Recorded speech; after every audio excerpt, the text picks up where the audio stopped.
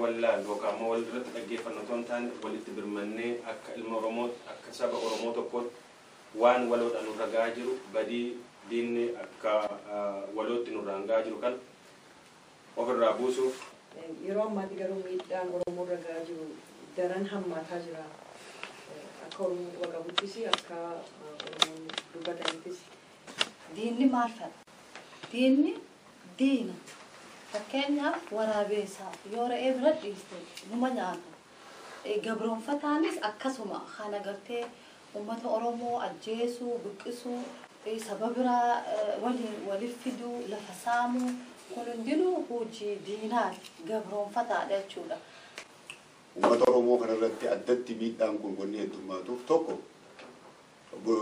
بيسان كيستي أوروميا في أورومون كرا سياساتينيس كرا دينكيتي في كرا عاصمتينيس سلا بكبوتا وانكبو بكبوتيسا وانكبو أكسمتيس فينشيلا أورومون بداجرو خنا صداتي أنغور توروداف بيدايسي جتبيساتين تيجو وان تو كنان درا أدبلس ما أوروموس واي كان بيكسسه فباسه هميرا وندم الدنيا رتلبسه بيكون صافي في أمة أوروموتين على قبينيا أورومو كيس قلتاني أكاين بني أكاين فوداني واكنا كيس أكاين غوني يو كان تأتي بودت اتقافتهم تون أورومون اتقافتهم ويري اتمير أما فيتان اتبافتان أما فيتان اتكنيتان اتبافتان وري ميك أتر أولجتان اتقافتهم أمتي يدي بيكسيسير أورومون بكا جرو هندوماتي جراكار waan dende hundumaati inni qabeenya saati inni barnoota qabu barnoota saati hartattamaan hariitiidhaan jara kana waan dende hundumaatiin oromoon kolonii gabroonfataa hamaa addunyaarra hin jirretu saba keenyarra jira oromoon waan dende hundumaatiin jara kana ofirraa loluutu irra jira jedheen amanaa jechuudha.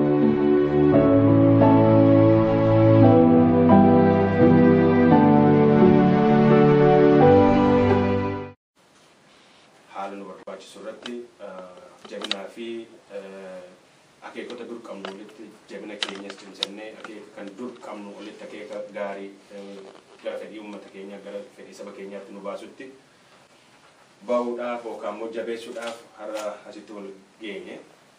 Kanaaf mariin nuti goonu kun akka isa tokkoffaa qofaa ta'e habotoon ta'an itti fufuuf illee akka inni taa'u mariin kun immoo hawaasa keenya keessatti bakkuma kamittuu bakka ilmaan Oromoo jiranitti barbaachisaa akka inni ta'e haalli nuti itti jirru kun yeroo itti gamana teenyee wallaallu yookaan immoo wal irratti dhaggeeffannu otoo hin taane walitti birmannee akka ilma Oromoo akka saba Oromoo tokkootti waan waloodhaan nurra gahaa jiru badii diinni akka walootti nurra gahaa jiru kan ofirraa buusuuf mootummaa dadhabee gatan ta'e kana ofirraa buusuudhaaf yeroon itti wal waamnee bakka jiru hundaa wal faana dhaabannu yeroo kana waan ta'eef nutis kanumaaf jecha asitti wal ga'uun keenya dhimmisaata kana fakkaata. Kanaafuu galata guddaa qabdu.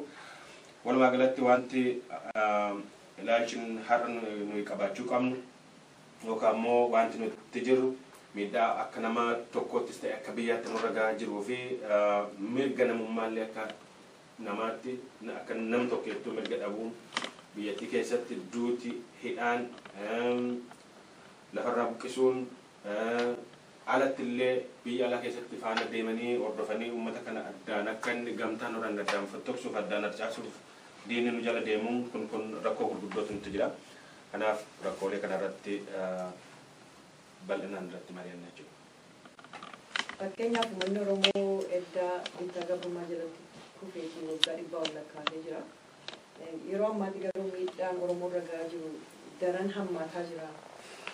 Akka Oromoo waqabuttis akka Oromoon dubbatanittis miidhaan hammaataa jiru kun maalirraa kaa'ameeti yookiin immoo maaliif geessifama Oromoo irratti miidhaan kun mootummaa Itoophiyaatiin biyyattii Itoophiyaa keessatti yaada kanarraa uummata Oromoo kanarratti addatti miidhaan kun wanni heddummaatuuf tokko biyya san keessatti Oromiyaa fi Oromoon karaa siyaasaatiinis karaa diinagdeetii fi karaa hawaasummaatiinis silaa bakka guddaa waan qabuuf bakka murteessaa waan qabuuf akkasumattis fincila Oromoon godhaa jiru kana sodaa fi angorra turuudhaaf miidhaa isii jajjabeessaatii miti jechuudha.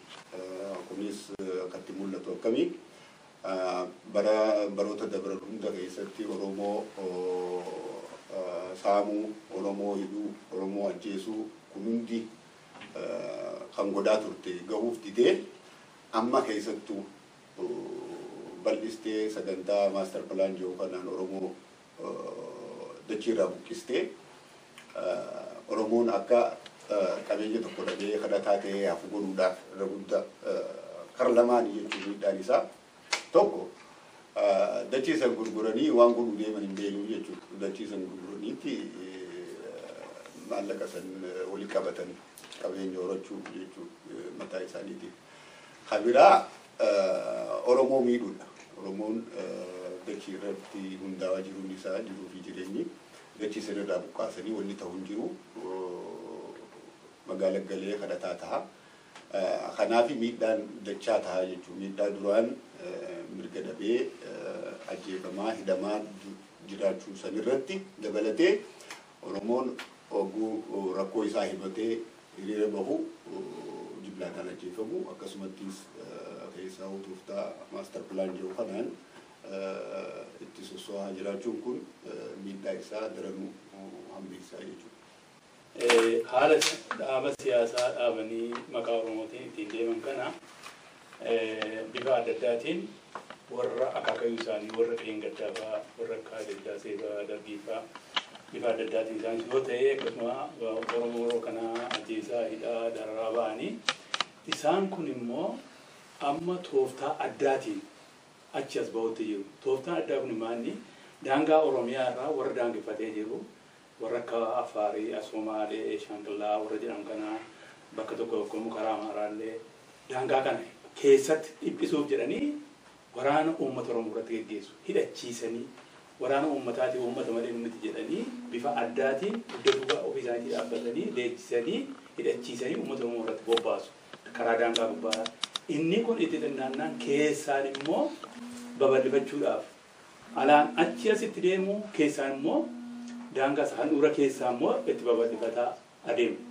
Kun egaa maanni naanna'ee uummata kana karaa siyaasaa, karaa dinagdee, karaa hawaasummaa hamilee isaa kana doomsuuf jedhanii akka kana godhu. Maaliif kan doomsuu barbaachisee uummati kun yoo calluma jedhanii isaan ilaalan uummata guddataa deemu waan ta'eef siyaasaanis dinagdeedhaanis hawaasummaas waan guddatu waan ta'eef guddannaan immoo uummata kana waan hin dandeenye akka hin dandeenye waan beekaniifiti keessaa achi as uummata gara biraa rukuchiisu keessaa alaan uummata gara biraa achi as rukuchiisu keessaan immoo ofii asii achi rukuchiisaa deemu uummata Oromoo kana akka inni hin jiraanne biyyaan akka inni bahu inni jiru immoo mana hidhaa keessa akka jiraatu isaa ajjeesan jedhama isaa ajjeesan irra darbanii kan hundumaa gochuudhaaf jedhanii miidhaa yerootti irratti cimsataa deemu.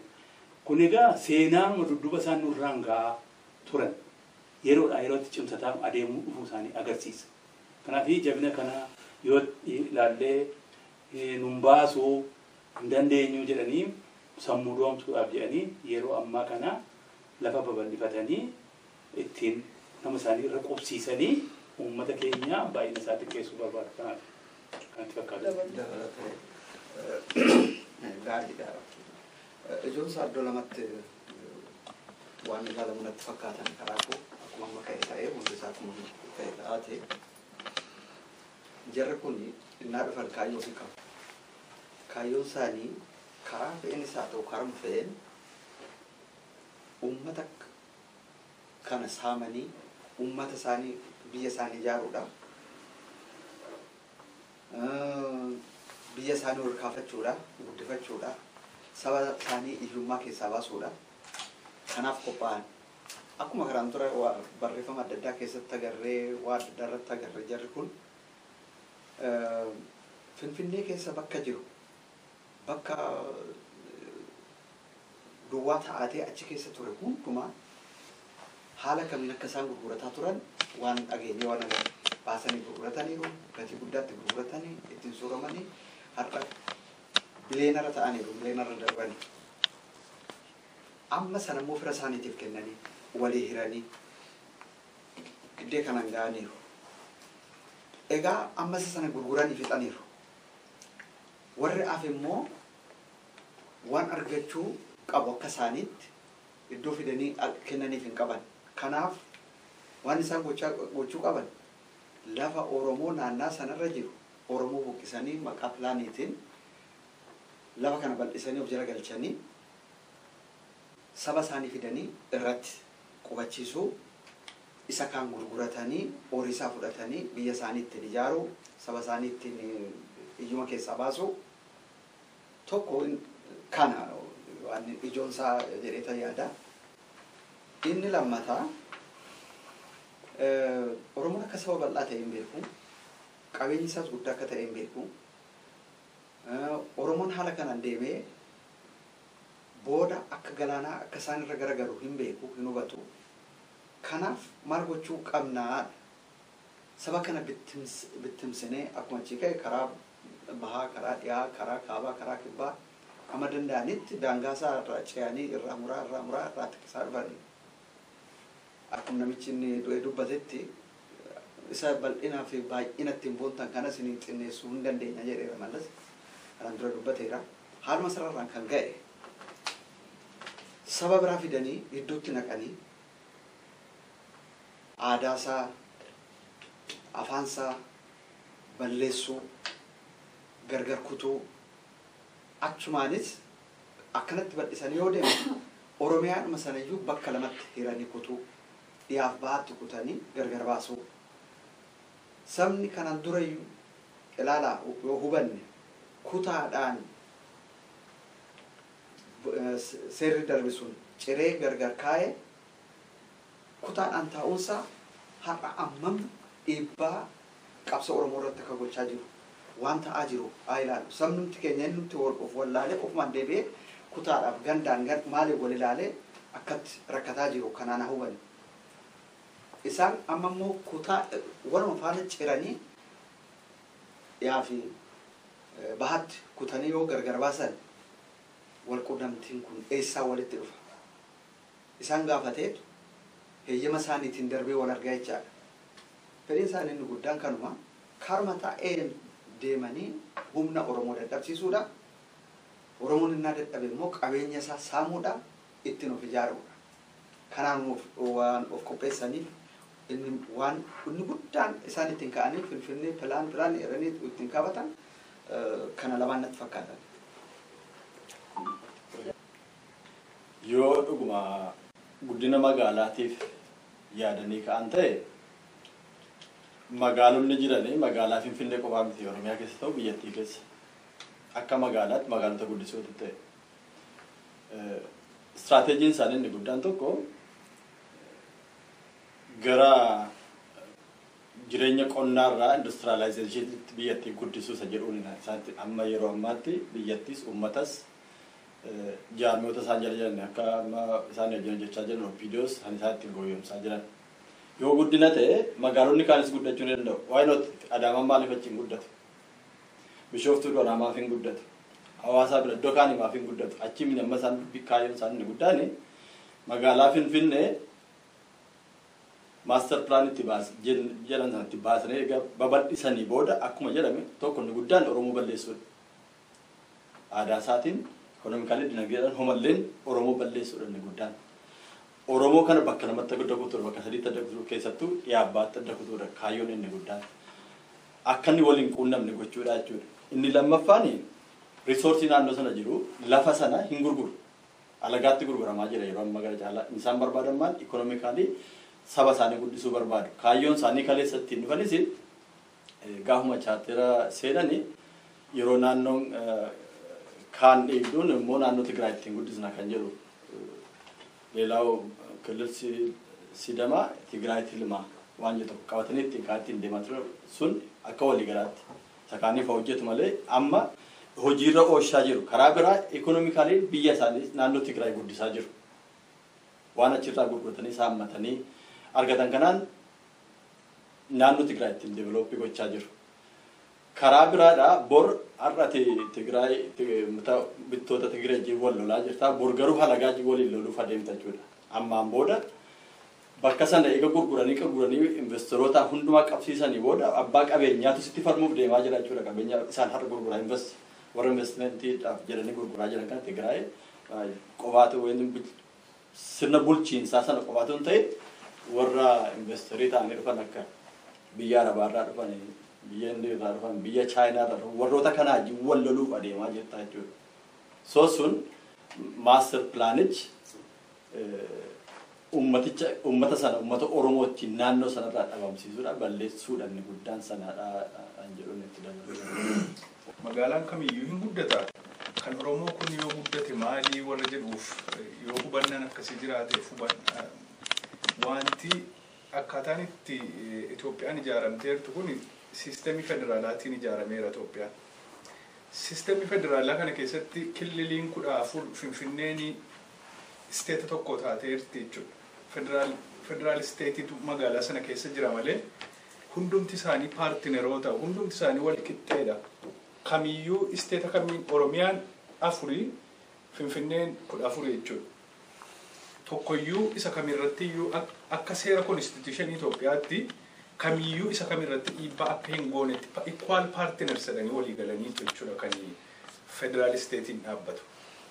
Wanta kana konstituushinii akkuma seera konstituushinii Itoophiyaatti yoo silaa guddinni baadiyyaa Oromiyaa suni naannaa Finfinnee sun barbaachise seeraan kan kana gochuu danda'u mirga itti qabu Oromiyaadha malee Finfinneen achii ka'ee dhufee kana gochuun sirnuma konstituushinii ofii isaaniiti 94 ijaaranii uummata irratti vootii gochisiisanii hojiirra oolchan sana sharafanii balleessanii jechuudha.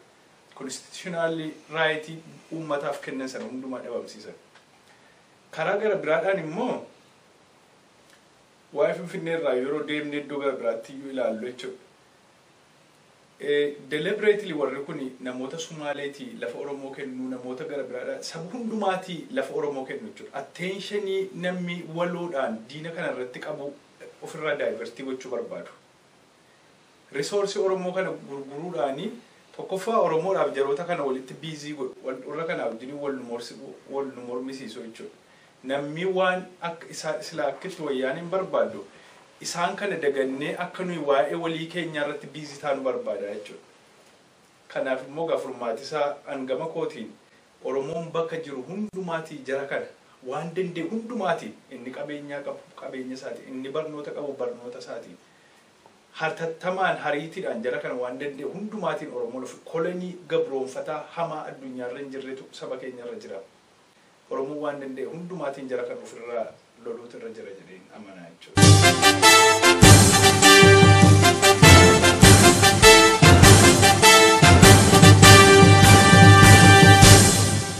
Biyyoota akka ollaa keenya akka Somaaliyaa akka warra karaa dhiyeessaa jiranii saba jechuun saba xixiqqaa Oromiyaa keessa jiranii fi sabootuma kaan Oromiyaa fakkaatanii walitti naqaa jira jechuudha.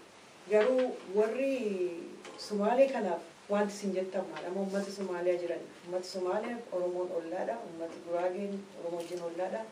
Garuu investmentiin jedhanii uummata kanaafis waan adda addaa qoodaa jiran jechuudha lafa Oromoo. Akkasumatti kennaattis kennaa jiran. Qabeenyaa waan qabeenyaarraa ka'eef jarri sun qabeenyaa waan kennamaa fayyuuf Oromoo diineffachuun ni jira jechuudha. Mootummaan immoo ofii isaatii warra sana firoomfatee daayivarti gochuudhaaf akkuma ammatti jettee daayivarti gochuudhaaf yaada nama maaliif namni gara qabsoosaa gara wayyaanii wajjin wal'aansoo qabuu dhiiseetu gara ollaasaa warra mi'a kee fudhatan lafa kee fudhatan mootummaan ittiin jedhu sana ilaalcha akka itti godhu barbaada jechuudha. Dhaamsi nuti qabnuuf yoo jiraate uummata kanaaf uummata ollaati. Duraan dura wanni nuti beekuu qabnu diina oguu jennu maali diinni maal fa'a? Diinni fakkeenyaaf waraabeessaa yoo re'ee bira dhiiste numa nyaata. Gabroonfataanis akkasuma kana gartee uummata Oromoo ajjeesuu, buqqisuu, saba biraa waliin waliif fiduu, lafa saamuu kun hundinuu hojii diinaati gabroonfataadha jechuudha. Kana eega beene booda uummanni Oromoo maal godhuu qaba laal wanni hundinuu maaster pilaanii ta'ee saba biraa uummata Oromoo walitti fiduus ta'ee kun hundinuu kan gabrummaarraa kan dhufe kan dalagaa gabroonfataati. Eega gabroonfataa kan isaa beene kana godhe san godhe kana godhe wanni dubbannu hin jiru wanni goonu maal goone akkam taane ifirraa dhoorkin hedduu dubbanne namni hedduun is haasawuun faayidaa hin qabu yeroon tan gartee tarkaanfii fudhatan ammas nama tokko nama lamaa miti namni Oromoo hundinuu dhiira dhalaa xiqqaasoo hin jedhu namuu bikka jirutti hay dhumaatii keessa jiru arraan tana ollaa wajjin nageen qabu namni keenya karaa miyyuu naannawa anniyaatti akka arkitanitti asii uummata irraa buqqaa finfinneedhaan finfinneen nu guddatti naannawa xarafarra jiru karaa warra Booranaa faadhaas akkasi baadiyyaa haasaa magaalaan hin guddisaa kuni gartee waan nama gadi hin seenne kanaafuu wanni godhuu qabnu jabaannee tuma qabsoonee tuma humna ani kanumaan jedha. Gaafii keetti jarreen kan akka Sumaalee kan fa'aa dhufanii lafa keenya bitanii fudhatanii biyya keenya irratti dhufanii jarreen kanaan dagaagaa jiran kana maal jennaa akka jiru na fakkaata gaafii ta'e. Waan ta'u kanaan dura adda bilisummaa Oromoos waa'ee kana beeksisee ifa baasee himeera hundumatti addunyaa irratti labseera. Beekumsaa fi fedhii uummata Oromootiin ala qabeenyaa Oromoo keessa galtanii akka hin binne akka hin fudhanne waa kana keessa akka hin goone yoo kana taate boodatti itti gaafatamtoon Oromoon ittiin gaafatamu jedhee itti miira. Amma feetan itti baafattan amma feetan itti kennitan itti baaftan horii meeqa achirra oolchitan itti gaafatamaa miti jedhee beeksiseera. Addunyaa irratti kan taa'eera kun. Har'as Oromoon kanuma beeksisaa jira ammas kanuma beeksisa kana itti fufuutu irra jira. Namoonni otoo arganii otoo beekanii otoo itti himamuu dhufanii lafa Oromoo bitan lafa Oromoo saaman Oromoo qeerra buqqisanii biyyaa baasanii ofii fudhatan qabeenyaa Oromoo diinaa wajjin ta'anii saaman eessaayyuu haa ta'anii eessaa Oromoon kanuma kamiinuu haa ta'u abbaa biyyummaasaa hin gonfata inaafuu kun gaafii yerooti malee waan afuu miti gaaf sana Oromoon itti gaafatamaa miti. Akka itti gaafataman taanis ammas irra deddeebi'ee beeksisuutu irra jira.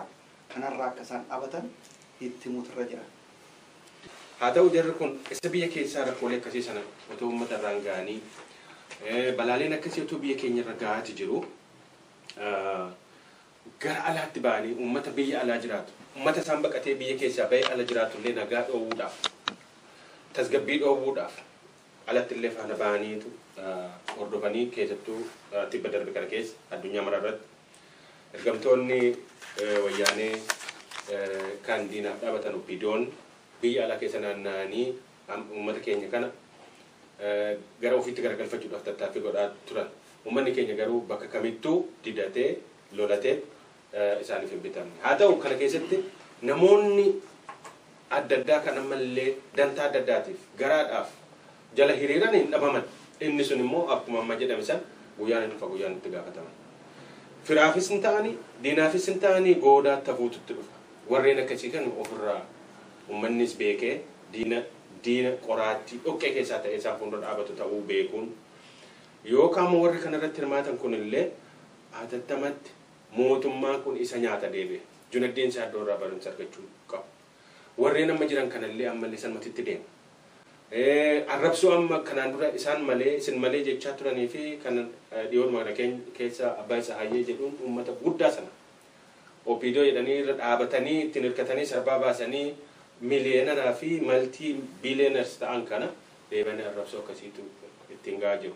Deemee garuu dhumni isaa yookaan lubbuu isaanii dhabamsiisu yookaan biyya sana ari'achuudhuma dhumni isaa. Warri alaa daaspooraa kana keessa yookaan biyyoota adda addaa addunyaa uummata baqatee asii jiraatu kanallee booressuudhaaf asitti isaan lafa kekkeewwatan kun dhalli Oromoo keessattuu kanarraa beekee of tiksu. Yoomiyyuu saba kana jalaa ba'uu kan dandeenye yoomiyyuu uummanni kun akkas argachuu danda'u beekuun isaanirra jiraata. Inni kun kana uummanni keenyallee hawaasni keenyallee ala jiru kun hundumtuu jabeessee kanarratti wanna jechuudha. Kan biraa maal falli kan jedhamu irratti dudubbachaa ture. Falli akka nam tokkeettis ta'e akka jaarmaattis ta'e gamaa gamana dhaabannee wanti nu baasu hin jiru. Nyaatamaati jira, dhumaati jira, nu fixaa jirti diin. Isa kana kallattiitti kan biyya keenya nu argachiisuu danda'u qabsoo kallattiitti adeemaa jiru kana faana adeemne qabsoo kana bakka hin geenye diin akkas raafame kan ofirraa kaasuun dirqama. Yoo nurra bubbulan faloota biraata akkuma kana dura amma dhadhalatan kanaan dura ollaalee kana dhiyoo keessa nutti kaasuu eegalan waan biraa irra turan amma immoo fala biraallee barbaadanii Oromoof Oromooyyuu walitti buusuun jiraachuuf hin taata. Amantiif amantiillee walitti buusuuf tattaaffiin isaan godhantu ture. Jabina saba keenyaatiif jirra malee. Kanaaf uummanni keenya bakka jirurraa gar tokkotti luucoofne wal dhageenye manguddoota keenya hayyoota keenya qabsaa'ota keenya wal dhageenye gar tokkotti luuca'uun nu baasa nu fala kana ta'uu baannaan badii guddaatu nutti adeemaa jira uummanni keenya gara kanatti adeemuu qaban jedha. Toma walitti qabdanii akka deebistaniif gabaabsineeti walitti qabdanii akka deebistaniif hamma fakkeenyaaniif akkuma abdataan jedhe mootummaan biyya keessatti uummata Oromoo irratti roobisiisuu irra darbeeyyuu biyya alaa keessatti immoo erganii uummata irratti akkasuma hawaasa walitti akka wal daddaaqqan gochuu yookaan immoo kaayyoo sana kan gaachuudhaaf yaala. Sun fakkeenyaaf Oromoodhuma afaan Oromoo dubbatu yookiin Oromoo ta'e kan dhalate kan bobbaasan kun maaliif isinitti fakkaata? Kan wajjin wal qabdanii deebistan. Duraan dursinee uummata Somaaleetiif dhaamsi guddaan dhaamamuu qabu. Uummata seenaa qabu sanaa jennummaa qaban sanaa har'a uummata mana gahu kana kaayyoo isaa jallisanii mootummaa garboonfataa kana jala hiriiranii biyyi keessatti hamlaan alatti ergamuu fi sana warri beekan irraa akka deebi'anii warri beekaa hojjetanii irra deddeebinee yaadachiifna. Warri wallaalumaa hojjetan immoo isaanis immoo haala jiru kana ilaalanii baranii uummata isaaniitti deebi'uu qabu. Mootummaan hin darba. Uummati wal bukkee jiraatu, uummati wal daangessu wal biraa hin darbu.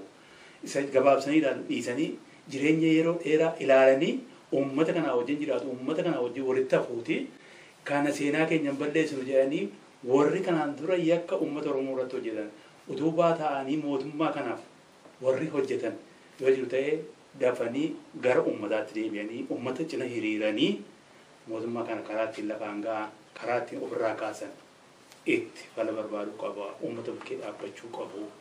Kanaaf ollummaa san haa yaadan kan jedhu ergaa guddaan dhaamsa isaa eegama.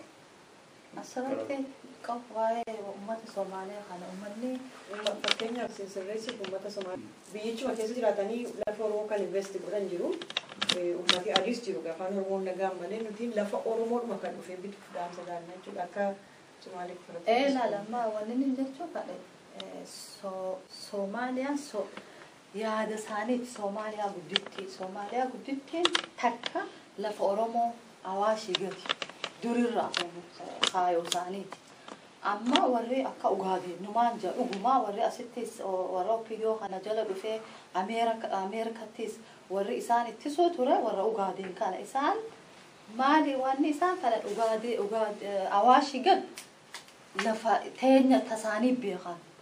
Amma hogguunii fi Tigreen kun keessanii hogguu jetteen tanaaf amma isaan investi godhachuu fi Oromoo irraa siisanii akkama naannawa biyya keessatti kilil araatii fi kilil ammistii jedhanii kilil ammistiin naannawa Somaaleeti jechuu akkasumaan saha kilil araatiin ka Oromoo taa irraa siisanii baandiraa kijibaa tasaanii san irra kaayan jechuu.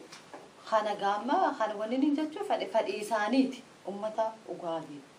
Awaashii gad teenya beekan durirraa saniif maamilli isaan akkanatti maraataniif. Oromoo fi Oromummaa dhabamsiisuuf sagantaa wayyaaniin qabdu keessaa tokko kana qofaa miti daangaa Oromoo cicciruu fi akkasumattis maastar pilaana ijaarii dachii babal'isinaadhaan investimentiidhaan dachii gurguruun kun hundinuu Oromoo fi Oromummaa dhabamsiisuuf waan godhan keessaa. Dabruu qabu tokko ummata biyya ollaa jiran kanaaf mootummaan tokko keessattuu mootummaan akka wayyaanee saboota waliin jiraachaa bara meeqa jiraatan waliin buusuudhaaf jeetoota aangoorra turuudhaaf saboota kana waliin buusu waan kana hubatanii waan kanarraa sochuun barbaachisaadha. Kabiraa ammas warra investoroota kanaas waan laalchisuu jira jechuudha. Seera investimentii keessatti biyya takkaa bakka tasgabbii siyaasaa hin jirre keessatti maallaqa guddaa investu godhuun itti kasaaraa ta'uu akka hubatan waan kanarraa itti qusatan godhuun gaarii.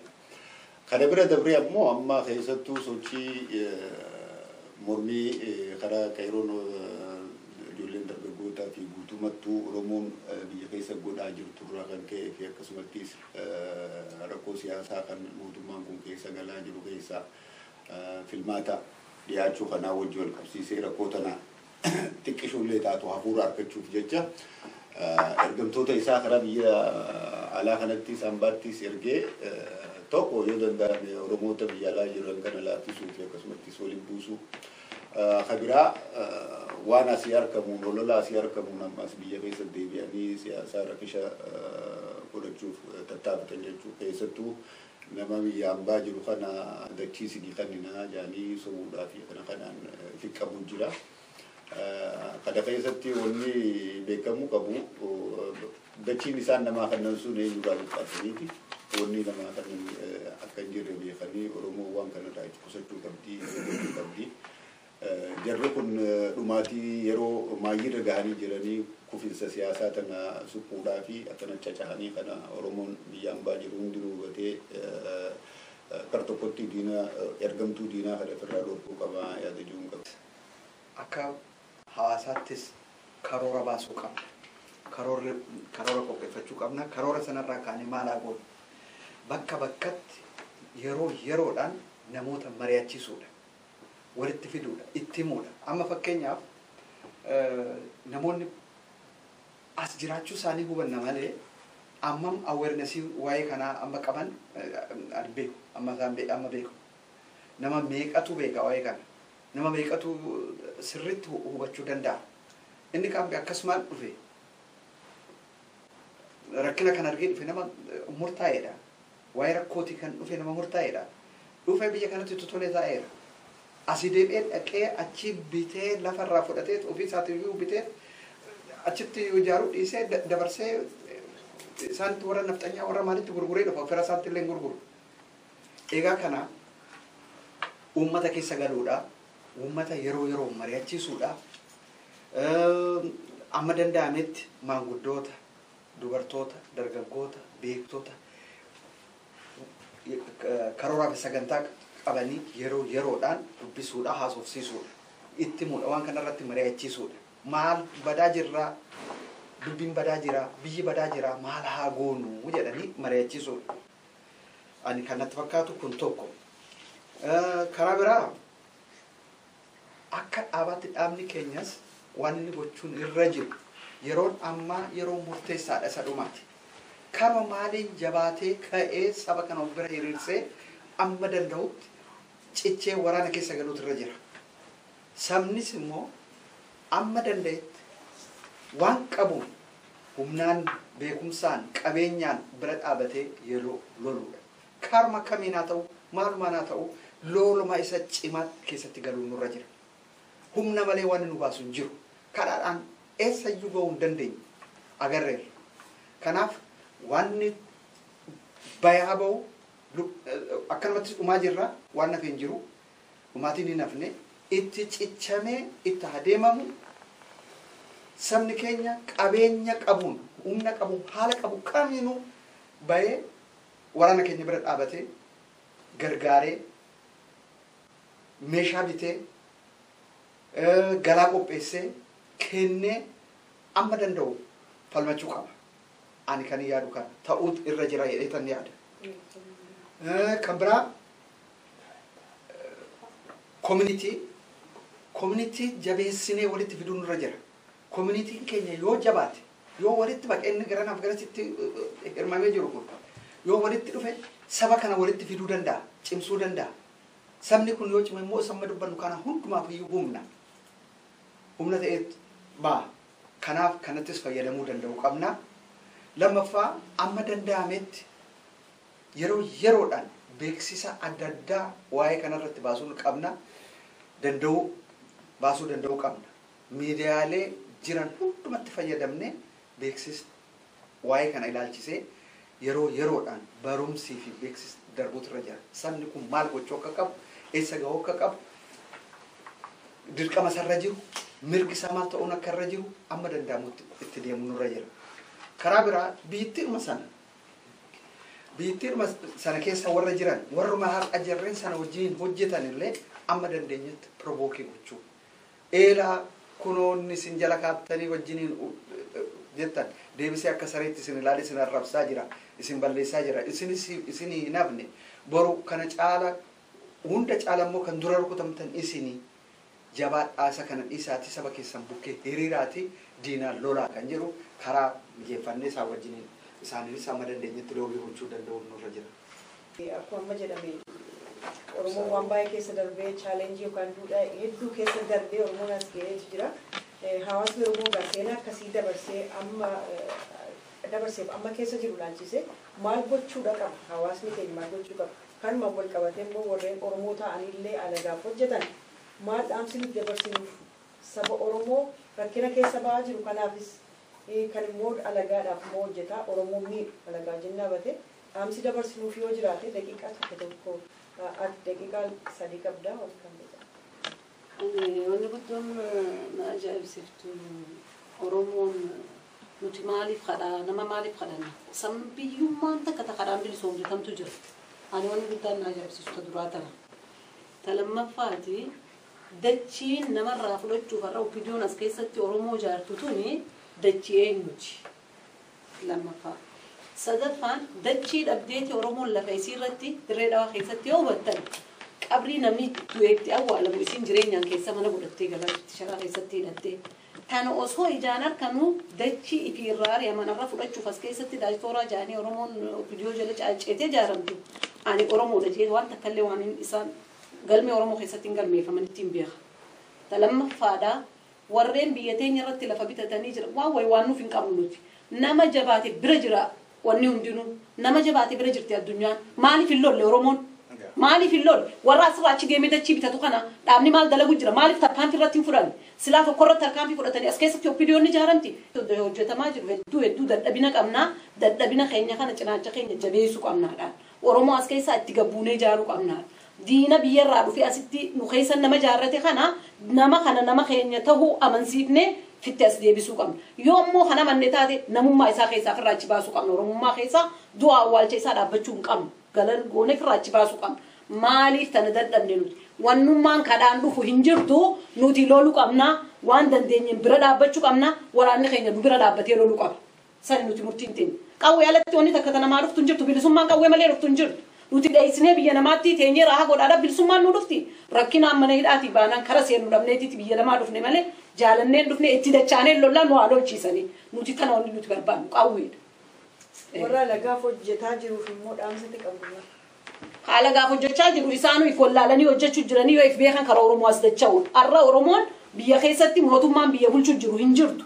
Garee bulu jirta gareedhaan wal bulchuu jirti oppidiyoon wal jala jaarteeti gareen bulu jira malee mootummaan biyya bulchaa jirtu hin jirtu mootummaan laaftee cabxee isaanitti misee fi deemuun jira oppidiyoon warri isaan jala jiran warri nuti Oromoo boroo hegeree Oromoo tanaa wajji qabna jaanii ifitti amanan dhaaba Oromoodhaa cinaa dhaabbatanii Oromoo waliin itti qabsaa'uudhaatti hin beeka diinatti an sani wanni nuti nan qabu asirratti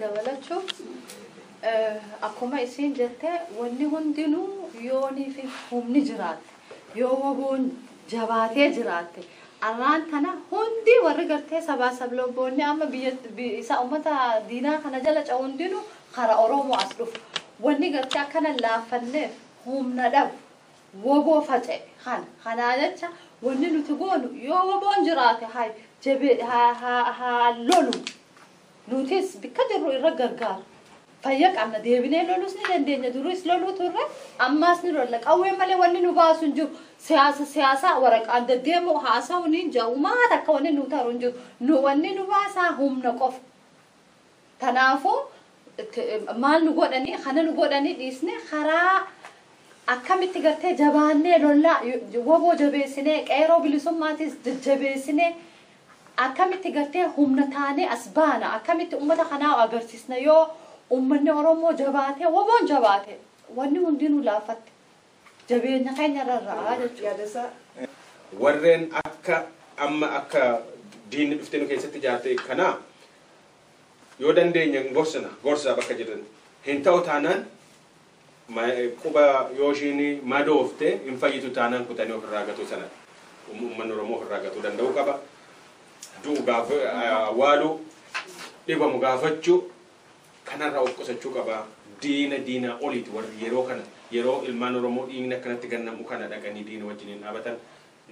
Uummata seenaa qabu sanaa jalummaa qaban sanaa har'a uummata mana ga'u kana kaayoo isaa jallisanii mootummaa garboonfataa kana jala hiriiranii biyyi keessatti hamlaanii alatti ergamuu fi sana warri beekan irraa akka deebi'anii warri beekaa hojjetanii irra deddeebinee yaadachiifna. Warri wallaalumaa hojjetan immoo isaanis immoo haala jiru kan ilaalanii baranii uummata isaaniitti deebi'uu qabu. Mootummaan hin darba. Uummati wal bukkee jiraatu, uummati wal daangessu wal biraa hin darbu.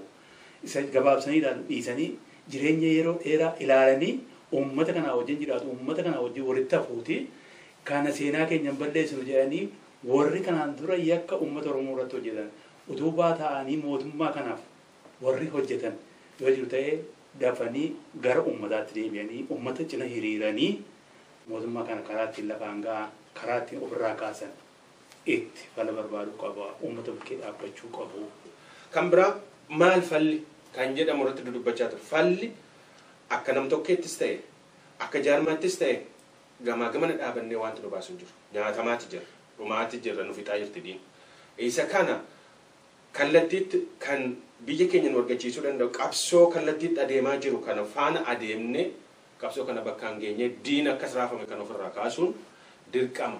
Yoo nurra bubbulan faloota biraata akkuma kana dura amma dhadhalatan kanaan dura ollaalee kana dhiyoo keessa nutti kaasuu eegalan waan biraa irra turan amma immoo fala biraallee barbaadanii Oromoof Oromooyyuu walitti buusuun jiraachuuf hin taata. Amantiif amantiillee walitti buusuuf tattaaffiin isaan godhantu ture. Jabina saba keenyaatiif jirra malee. Kanaaf uummanni keenya bakka jirurraa gar tokkotti luucoofne wal dhageenye manguddoota keenya hayyoota keenya qabsaa'ota keenya wal dhageenye gar tokkotti luuca'uun nu baasa nu fala kana ta'uu baannaan badii guddaatu nutti adeemaa jira. Uummanni keenya gara kanatti adeemuu qaban jedha. Addunyaa irratti kan taa'eera kun. Har'as Oromoon kanuma beeksisaa jira.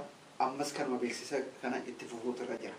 Namoonni otoo arganii, otoo beekanii, otoo itti himamuu dhufanii lafa Oromoo bitan, lafa Oromoo saaman. Oromoo qeerraa buqqisanii biyyaa baasanii ofii fudhatan. Qabeenya Oromoo diinaa wajjin ta'anii saaman.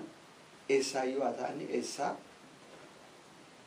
Oromoon kanuma kamiinuu haa ta'u abbaa biyyummaa isaa hin gonfata.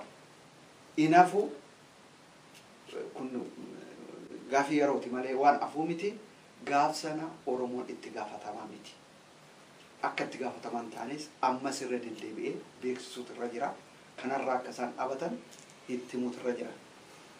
Furmaatii nuyi qabnu humna ijaarrachuun nurra jira. Paaworii nu barbaachisa. Diina kana qofaan ofirraa achi butuu dandeenya jechuudha. Galatooma. Iddoo galatooma. Mariin kun marii isa calqabaati malee isa dhumaa miti. Itti fufa. Affeerraan akka qindeessituu sagantaa kanaatti dhiyeessu tokko uummata Oromoo bakka jiru hundaa mariin kun halkanii guyyaa isa barbaachisa. Yeroo kamuu nu barbaachisa. Guyyaa nu barbaachisa. Halkan nu barbaachisa. Yaada qulqulluu walii nu barbaachisa. Yoo kana ta'uu baate, yoo wal mari'achuu baanne, yoo wal qabannee deemuu baanne kuufnee banna hin banne.